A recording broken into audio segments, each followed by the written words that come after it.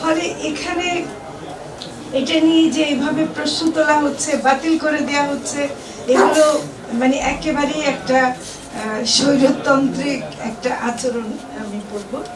তবে বর্তমান সংসদের আমরা খুব আগ্রহ নিয়ে দেখতে চাই, কিন্তু আমার কাছে খুব দুঃখজনক লাগে যে সংসদটাকে তারা এখন একটা ডিবেট ক্লাব বানিয়ে ফেলেছে, এবং এই ডিবেট ক্লাবে 2-3 জন ভালো বক্তা আছেন। আমাদের সরকারি দলে 213টা আসন আর অন্যদের 77টা থাকা সত্ত্বেও তাদের এদিকের বক্তা মনে হয় একটু বেশি আছে, ওদিকে মাত্র 2জন দেখা যায়।